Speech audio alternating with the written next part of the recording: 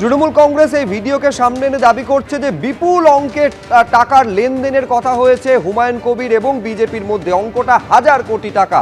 এই অবস্থায় এই গোটা ঘটনার তদন্ত করুক এনফোর্সমেন্ট ডিরেক্টরেট, এই দাবি তুলেছে তৃণমূল কংগ্রেস। শুভেন্দু অধিকারীর সঙ্গে যোগাযোগ আছে, মারাত্মক কথা বলছেন যে আমি আর শুভেন্দু পরস্পরকে গালাগালি দেব, কিন্তু সেটা খুল্লা করতে পারবো না আমাদের দোস্তিটা। কে বলছেন? হুমায়ুন কবির বলছেন, তার ভিডিও রয়েছে। আবার বলছেন আর একটা বড় স্বীকারোক্তি রয়েছে যে বিজেপি ক্ষমতায় আসতে পারবে না, আমাকে সাহায্য করুন, আমরা মানুষকে বিভ্রান্ত করব এবং আমাকে ডেপুটি চিফ মিনিস্টার করতে হবে।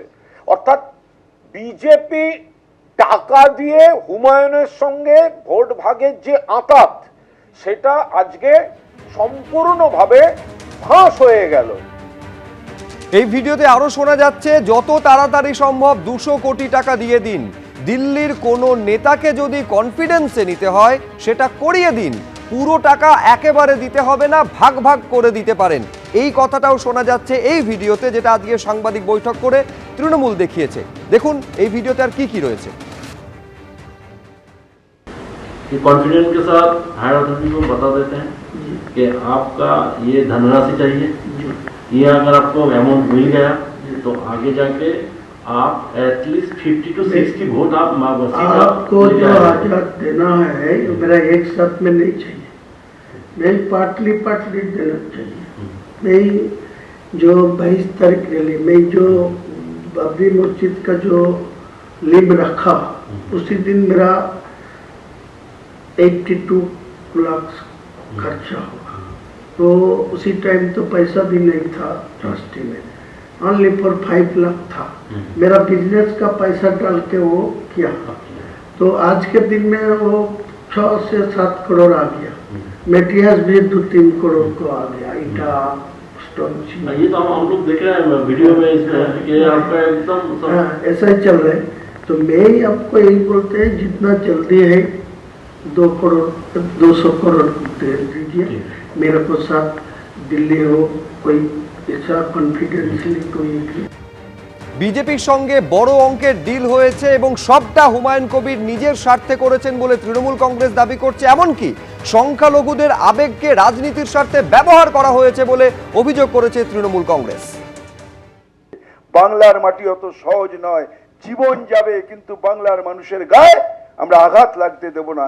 তাই তো আজকে এসআইআর নিয়ে এখনো মমতা ব্যানার্জি লড়াই করছেন। কোর্টের মধ্যে কোর্টের বাইরে লড়াই চলছে, এ লড়াই চলবে। বিজেপি যত চক্রান্ত করুক, 1000 কোটি কেন 10,000, 50,000, 1 লক্ষ 1000 কোটি টাকা খরচা করুক, বাংলার মানুষ কখনো ওদের মেনে নেয়নি, ওদের মেনে নেবে না। এবার হুমায়ুন কবিরের যখন একের পর এক বিস্ফোরক অভিযোগ তৃণমূলের তরফে করা হচ্ছে, তখন এই পুরো অভিযোগকে অস্বীকার করেছেন হুমায়ুন কবির। তিনি বলছেন প্ল্যান করে এআই ভিডিও করেছে। আর কি বলছেন হুমায়ুন কবির দেখুন।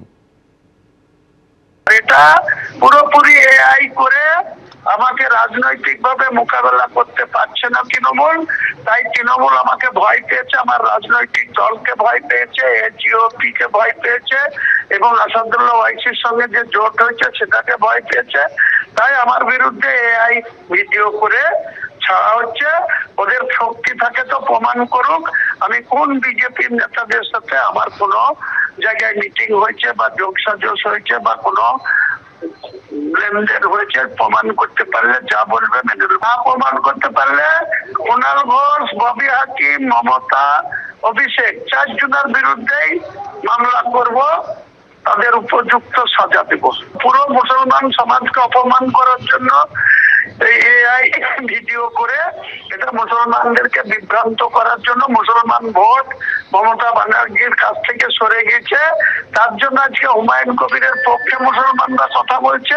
তাই ভয় পেয়ে হুমায়ুন কবিরের বিরুদ্ধে সব চক্রান্ত হচ্ছে। আর স্টিং অপারেশনে তো ববি হাকিমকে টাকা নিতে দেখা গেছে, তার কি হলো? ওনারা যেটা ছেড়েছে বাংলায় লেখা উঠছে, ওটা কে করেছে?